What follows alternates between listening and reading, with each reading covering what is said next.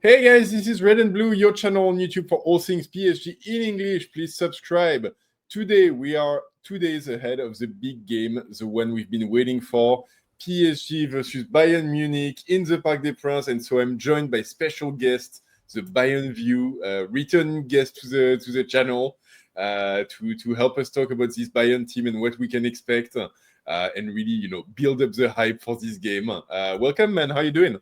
Yeah, I'm doing good, man. Thank you for having me on. Yeah, pleasure. How excited are you for this game?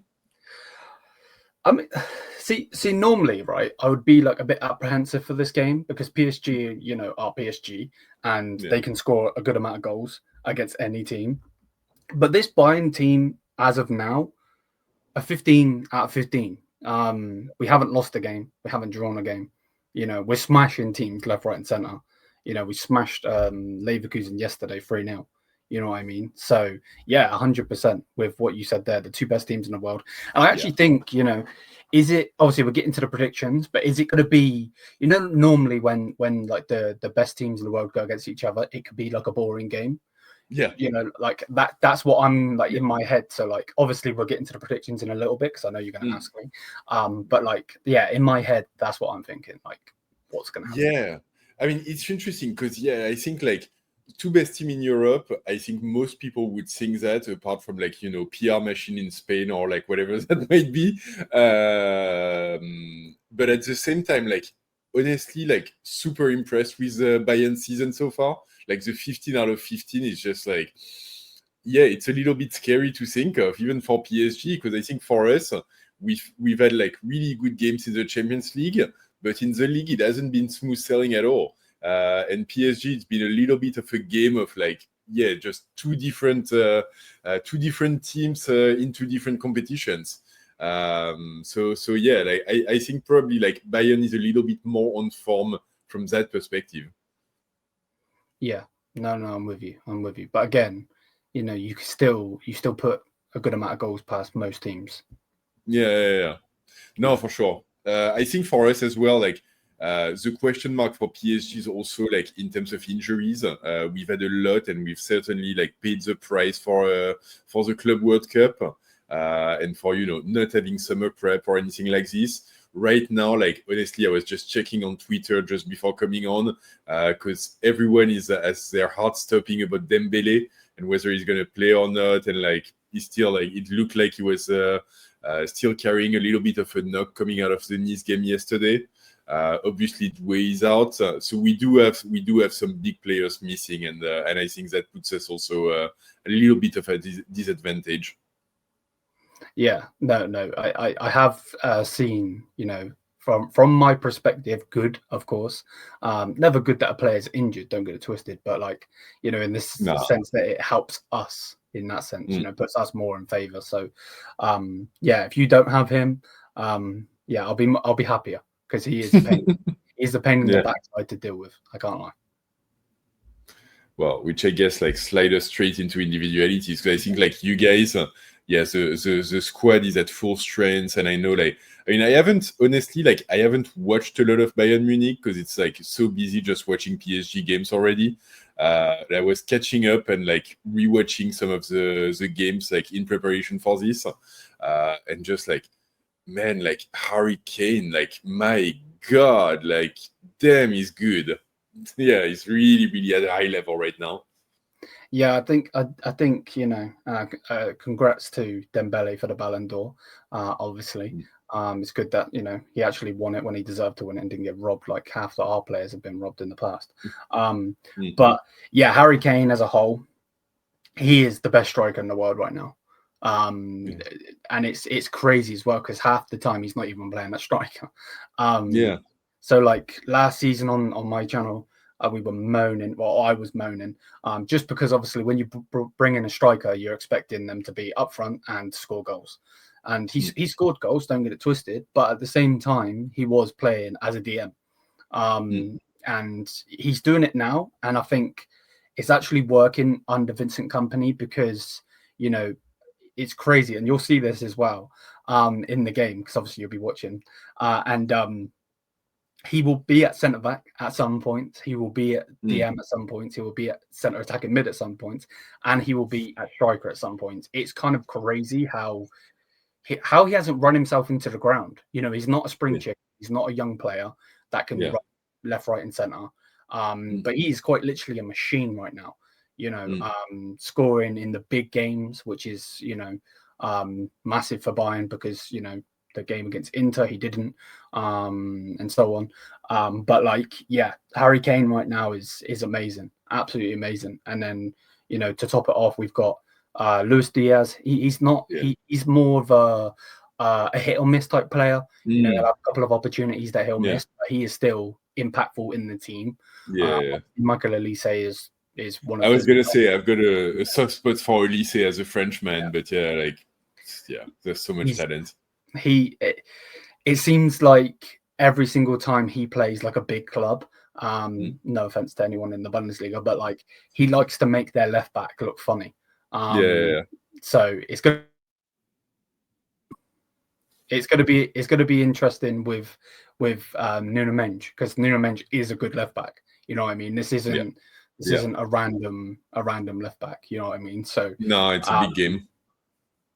Yeah, no, fully. And actually, Vincent Kompany's got Serge Gnabry playing really, really well at the 10, which is very interesting because, you know, I was gonna ask actually about this and like even about Harry Kane, because for us, Vitinha is also a player that's been shining super bright since last season, and like he's really been one of the few like really players who've stood their ground beginning of the season.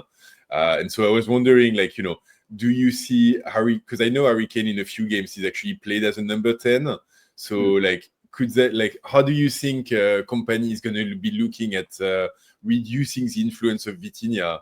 I know even like coming out of the Club World Cup, like he was really like that one player that kind of allowed us sometimes to beat the press of Bayern Munich. So I know he's going to be high on the priority list for Kompany. Yeah, no, 100. I think it's very important to win that midfield battle, you know, because you do have a good midfield. You know what I mean? And again, I would take Vitinha in a heartbeat. You know what I mean? If you offered him to me, I'm snapping your hand clean off. You know what I mean? He's that good. And yeah, it's going to be interesting because he will dictate the game if we allow him to, and obviously we can't allow that for our benefit. But yeah, on how we've set up, I think we'll probably have Gnabry at the 10, most likely. Well, obviously Michael Olise on the right side, Luis Diaz left, and then obviously Harry Kane up top. But because of the way Gnabry plays, they'll all be into switching. So when Harry Kane's dropping deep, we'll have probably Gnabry at the striker. Luis Diaz can actually play striker as well. Obviously, he's not a number 9, but he can play there. So yeah, they'll all be into switching. It was very surprising for me, though. I'll say it quickly because obviously we're talking about our game that's coming up, previewing it. But the Bayer Leverkusen game. Now, Bayer Leverkusen aren't the Leverkusen that won the league. No, I know. With Alonso and so on, with Wirtz and so on and so forth. But that lineup that he put out yesterday was crazy. Bro started Jackson and had Harry Kane on the bench. Like, I don't mind it because he was resting him, and we need to rest him. But like, it was kind of crazy to see Jackson playing. If I'm being honest, you know, with how, you know, with the form and so on. But that just means that the players trust Kompany, so I'm for it. Yeah, I was rewatching. He also did. He played him as well against Dortmund, right? Yeah. Jackson. Yeah, that's why I was asking about like Kane maybe dropping, because like I know it's happened in a couple of big games. Yeah, like going into the summer transfer window before we got Diaz, obviously the main target was Florian Wirtz. Obviously we didn't get him, unfortunately. But one thing I was asking for was put Kane at the 10. And then, you know, the money that they were asking for Wirtz, the money we actually spent on Diaz, so on. I would have loved to go and get Gyökeres. You know what I mean? I know it would have maybe been a bit overkill, but, you know, why not? Is there such a thing anyway? Like look at the old PSG teams, and you obviously know this as a PSG fan. You had Zlatan and Cavani in one team. You know what I mean? So, but yeah, Kane will be all over the place. We have this joke in our community that he's a centre back. Straight up. So yeah. And I wanted to ask as well, like I've seen like reports pop up in France. You guys have a new like up and coming kid in out of midfield, right? Carl something. Yeah, Leonard Cole. Yeah. He's our young player. Yeah. Yeah. So is he gonna feature? Like what kind of player is he? Because like I've seen a couple of reports and like I've seen he scored a goal against Bruges in your last Champions League game. Yeah. I would love for him to play. Don't get it twisted. Yeah. I would, because that is a massive stage.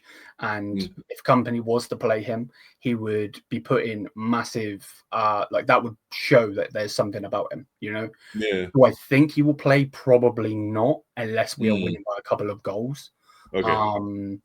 But yeah, if Kompany wants to go ballsy again and put Michael Olise at the 10, Carl on the right-hand side, I wouldn't mind it. You know, I really, really wouldn't mind it, because you know he was sub him out. But personally, I don't think it will do that. But yeah, he is a. I've been watching him coming up through our youth ranks, and yeah, he's a special player. Yeah. So and he's still only 17 as well. Yeah. To be scoring some. Hey, you don't know. We went and won in Barcelona with also like a 17-year-old kid playing out of nowhere, and like, you know, essentially like putting Koundé on the floor. It's just amazing to see. So you know, crazier things have happened. Yeah, no, and I'd be with it. I really would, because they would put big confidence into that player. What about like very quickly, because I want to touch on a couple of PSG players as well, but like very quickly, I know like a lot of people say that like the weaker points of this Bayern team are at the back and like even in the midfield sometime. How do you feel? And like, has that been getting better? Because I know we talked about this when we talked during the Club World Cup. Yeah. What's the status now? Like, are players more settled? Yeah, no, fully. You know, when we lost to Barcelona last season, in the actual Champions League, I was Kompany out and everything. He's fully turned me around, and he's fully turned the team around. It seems that we're playing with when we're in possession and out of possession, we're playing with a 2-2-6. So they are constantly just all together, which I think is why we've gone unbeaten so far. Because you know they are literally playing together. I do agree with you. I think we definitely could strengthen it in the defense and in the midfield, 100%. You know, Leon Goretzka, you know, he's not a spring chicken. You know, he was there when we won the Champions League 6 years ago. You know, Joshua Kimmich is still very important in that midfield. Pavlovic is another youngster. He does good as well. But our defense, I think something you could exploit from a Paris Saint-Germain perspective is Jonathan Tah's pace or lack of pace. Because he's not a fast centre back. So, and obviously you've got, you know, Doué, Bacola, so on. You've got some fast players. You know, so in that, Upamecano for me is one of the best centre backs in the world right now. I think what Kompany has got him doing is very, very important to this team. And did he sign a new contract yet? No, not yet. But I think it was very important for the club to put trust in Kompany and sign him on a brand new deal. And I think I think Upper will sign a deal. It's just to do with, I think everything is done, but the signing fee. Which is so annoying, because it's just the agents being greedy. They're just like waiting for the right comes window to announce, and I know how it goes. Pain in the back. But yeah, it's gonna be interesting, because like from a PSG perspective, I hear what you're saying, and like at the same time, like for me right now, I would have such a hard time giving you what our starting 11 is gonna be like. I think like defense is more or less settled, especially because like Zabarni, or recruit of the summer, is suspended for this game. So like the back four and the keeper, we know what's going on. Obviously, our two fullbacks at the moment, like Hakimi and Nuno Mendes, have been stellar so far this season. So that's really going to be an interesting one versus Olise and Luis Diaz. But then in midfield, Neves and Fabian Ruiz, they've just been coming back from injury. Like Fabian Ruiz, he played his first minutes in 2 months, like last game yesterday against Nice. So I'm really, really not sure he's going to be in a position to be in the starting 11. And then up front, like Doué is injured, Dembélé, we don't really know. Kvara and Barcola have been playing, but they've been like really inconsistent in terms of form. So there's a lot of question mark within this PSG team, honestly. Is Kvara fit? Yeah, so he's fit. He's had a really good game against Nice yesterday. He was kind of the bright star in our attack. And obviously, he's the kind of player where like he doesn't suit up for a league game, but when he hears the Champions League music, he gets it going. Yeah. So he's one that we can count on at least. But Barcola has been so like he's played a lot of football and sometimes like not that great. Yeah. So yeah, we'll see. Chances are like we're gonna play as a 9 with a kid from the academy called Mayulu. If you remember, he's the one who scored the 5th goal in the Champions League final. And he's what, like 18, 19-year-old kid from the academy, talented, but like he's not Dembélé. So yeah, it's gonna be very different. No, I understand.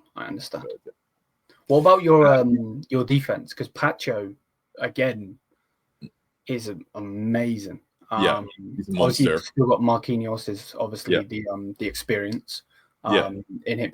Who is he Ukrainian? Yeah, Zabarny. He was one of the 2 central defenders from Bournemouth last season. Oh, okay. It's like the other one, Noishten, went to Real Madrid, and we picked up the second one.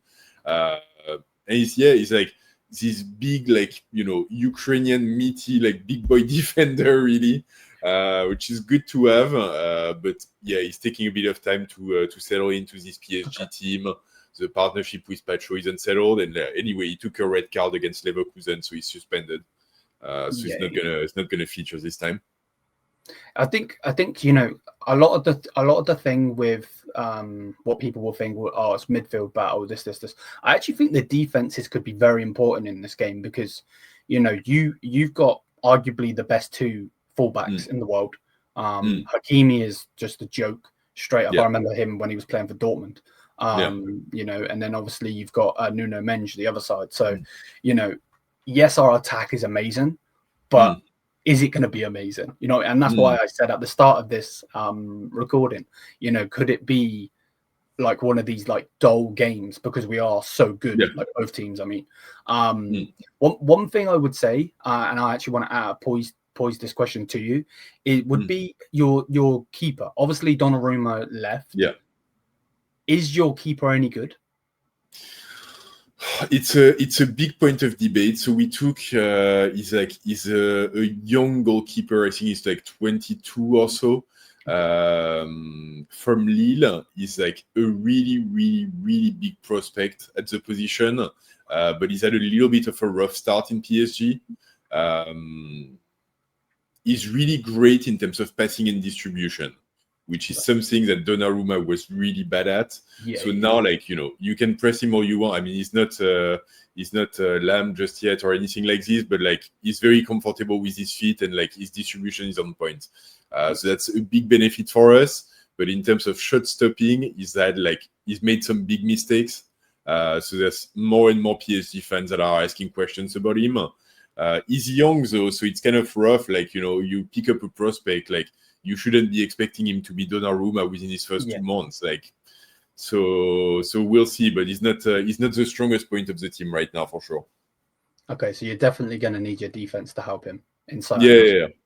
And like the game against Barcelona, it's funny because he gets beaten a couple of times, and like there's 2 times where like defenders go back to the line and get the ball back on the line. So I think like the defenders are well aware of that as well. Yeah. No. But it's going to be interesting for you guys because I remember like we'll slide into like I guess the tactics part of it, but like I remember the Club World Cup game, and like honestly, like the press that we got from Bayern Munich was just like savage, like really savage. And I think back then, like we didn't have a goalkeeper as a resource to like be able to push the ball back, which we do have now. So I wonder how much that could change the game. Because I do expect, like, ultimately I do expect a similar kind of game with Bayern, like trying to be very aggressive and pushing back and so on. So yeah, I think it's going to be interesting to see those little differences. Different keeper for us, Luis Diaz for you guys. I guess Kompany, like having the team more settled than where it was a few months ago. Yeah. No, I know, I'm with you. Obviously, if you're going to go on paper, your manager has won 2 Champions Leagues.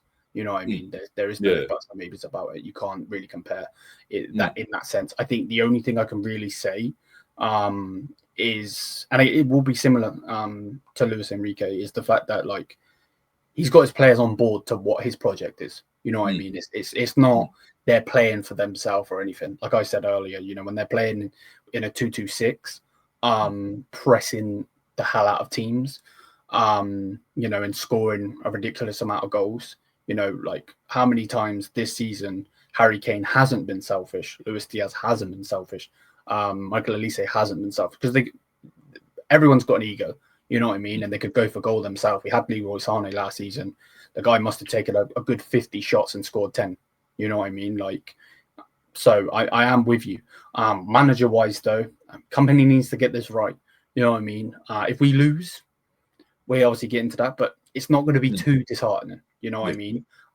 Because, you know, it's not like we're playing bottom Ajax, for instance. Shout out to Ajax, but, you know, in general, we're not, it's not going to be like a shock because you are the current champions. You know, you got to the final of the Club World Cup and, you know, obviously it'll be disappointing if we lose because I want to continue this run. But yeah, manager wise, you can't really compare. Obviously I would back my manager because that's my manager. But yeah, you can't really compare in that sense. I think the injuries will come into it. I really do. Yeah.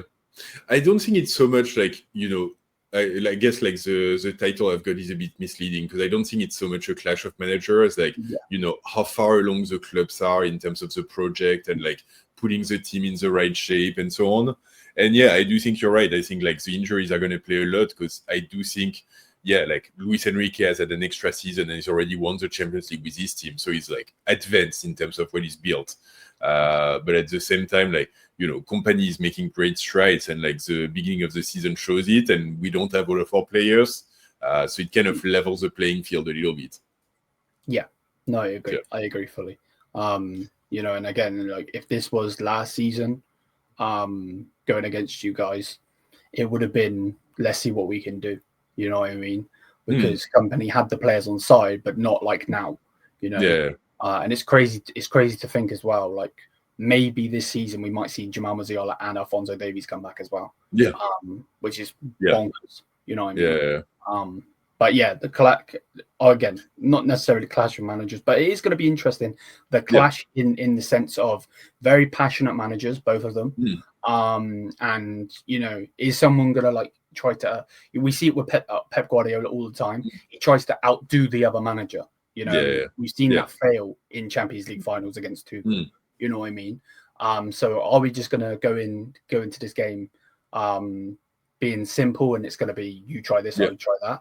Or is it going to be someone try something stupid? You know what I mean?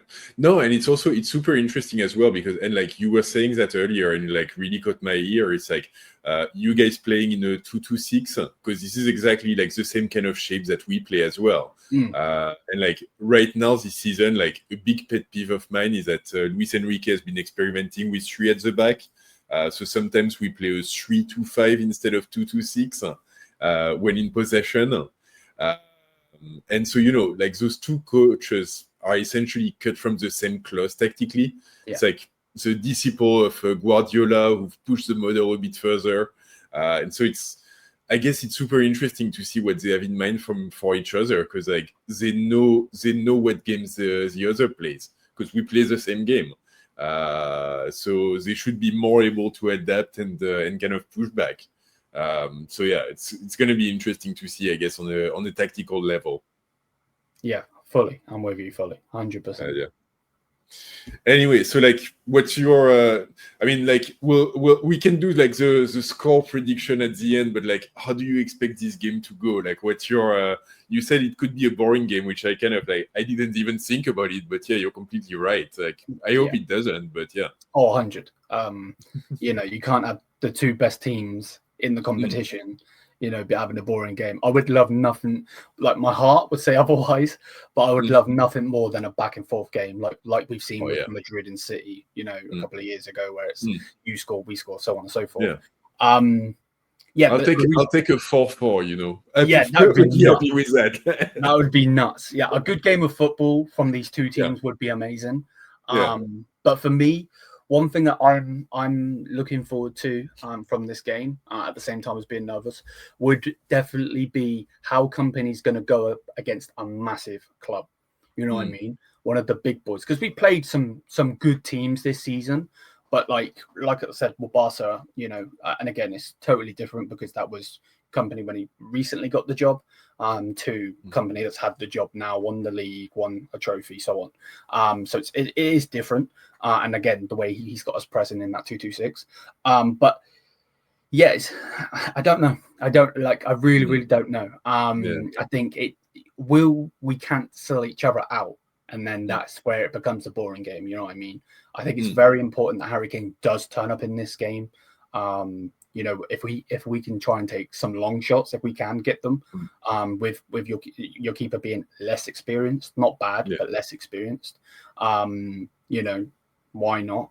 I would like if we could, you know, it's going to sound corny, but just try our best rather than trying something stupid. You know what I mean? Yeah. Because that would generally infuriate me if we were like, I don't know, I'm trying to think off the top of my head, like I don't want to see Guerrero playing at 10 because he played there against Leverkusen. I don't want to see that against PSG. You know what I mean? Like, do we need probably more defensive cover because of your attack? Yes, but that's for the wingers to get back. You know what I mean? Not for us to hurt ourselves out of the attack. You know what I mean? Yeah. But yeah, no. Overall, it should be a clash for ages. It should, but sometimes that can go against each other. You know what I mean? Yeah, I think it's gonna be, like I said, like I didn't even consider the possibility of it like being a boring game because I think the two teams have just so much talent and so much going for them. It's kind of hard to imagine. And I think like both teams are also like so attack minded and like control minded. It's like it's not in the DNA of any team right now to just like sit at the back and kind of like, you know, hold back and wait for the game to end. I think ultimately as well, it's funny because in a way, like neither team really absolutely needs to win this game. I mean, I want to win it as well, but like we've already won against Barcelona in Barcelona, like or other like tier 1 game of the thing. So it's not where we qualify or not. It's not like where we finish top 2 or not. So like, you know, whatever happens. Like I want the win because it's a big game and like you always want to win those games, and we're at home as well. But at the same time, like if we get a draw and it's a good game, like even if we lose but we learn some stuff, like I can be fine with it. I mean, like last season we played you guys in the group phase and we lost, and like that didn't stop us to win it later. So yeah, it's like ultimately like it doesn't really matter that much in the grand scheme of things, you know? Yeah, no, fully. I'm fully with it. And just looking at it now as well, you know, like both teams played 3 games, you know, we won. You've got more goals than us by 1. We've got less goals by 1. So it literally is 1 versus 2, which is crazy. Obviously, you know, as of now, because obviously Arsenal, I think, play earlier in the day, so they actually could go top. But either way, we don't care about Arsenal. You know what I mean? Like that, 1 versus 2, it should be, like I said, a clash, an absolute clash. Yeah, the good news that then like we can be sure there's going to be a winner because Arsenal is going to be number 2 at the end of the day anyway. So yeah, no, fully. And this is one of the things as well. I wouldn't mind a draw in this game. I really wouldn't, because we do have some easier games coming up other than Arsenal. I think we've got 2 Belgian clubs, I believe. So like realistically, we've gone through our harder games. But for me, you know, it's very important to get number 1 or 2 in overall in the end, because they have changed the rules. I know. With obviously getting the second leg at home until the final, which is very important with the season, you know, going ahead, because you just don't know what's going to happen. So I think that would be very important. So I would love to win, but like I said, I could see us cancelling each other out, but hopefully not. Hopefully not. Yeah. They tell you that, but like let me tell you, then you go into like the stadium in England and so on. It's qualifiable, you know. It's fine. Yeah. Go into Anfield and qualify. It's completely doable. Yeah, no. I'm with you. It's just you just never know. Like, what was it we had last season? I think we had like 3 games which were like terrible, like scheduling wise. I mean, because we had, I think it was Barca, Frankfurt, Barca, Leverkusen, Frankfurt. And that was when Leverkusen were good, and obviously Frankfurt had their better players like Marmoush and so on. Then, so yeah, scheduling wise, it would be nice, you know, in that sense, where we could maybe go into a Champions League game and drop a couple of players. I wouldn't personally do that, because you don't want to be losing these ties, you know, in the first leg. But no, I'm with you. Yeah, and that's the thing as well with the change of rule. Like you're completely right to mention it, because like even like a 1 goal scored or not, like can make a difference in where you end up at the end of it. So you can't relax in any way. Like you gotta be fighting all the way. Yeah. Who else do you have before we actually say our predictions? Who else do you have in the Champions League? Oh, we've got like PSG, like we always have tough draws, but just because like you cannot face teams from your own country. So for us, it means like we always have our 2 English teams in there. We always have our Spanish teams in there. So like English teams, we've got Newcastle and Tottenham that we're gonna play. We're playing both of them at home, so that helps.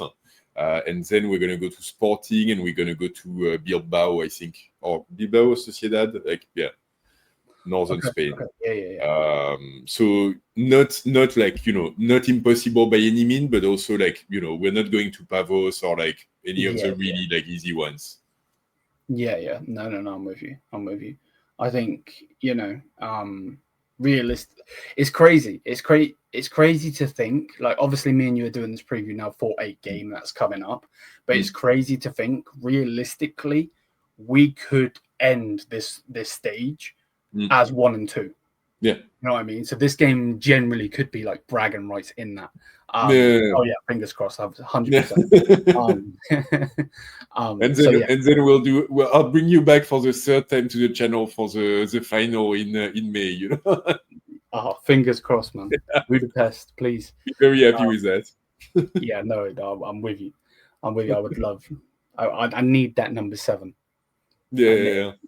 You know, being the same as Liverpool and having the Liverpool fans yapping is it's annoying. And then obviously we would draw with Milan. So because obviously no one's going to get with the PR team. No one's yeah. You know what I mean? So, but yeah, no, that would be sick.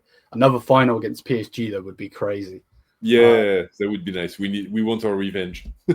Hey, you got the revenge in our stadium, remember? Yeah, I know. I was like, something I was gonna say actually. It's too bad we're playing in Paris, because your stadium is just like home now for us. And see, your fans ripped up our pitch as well. Yeah, exactly. We got the grass back in Parc des Princes. Turf just like at the pitch. To be fair, I think it needed renovating anyway. Yeah, they always like change it at the end of the season anyway. But yeah. Yeah. Cool. So what do you think? Like, let's talk score. What's your prediction? Right, I'm gonna go with head and heart, and then I'll go in the end. I will go with 1.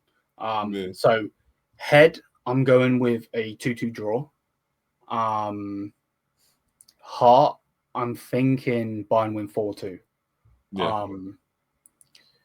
Now, every single time I say a team will score on us, and don't take this as as you know, me going against you guys.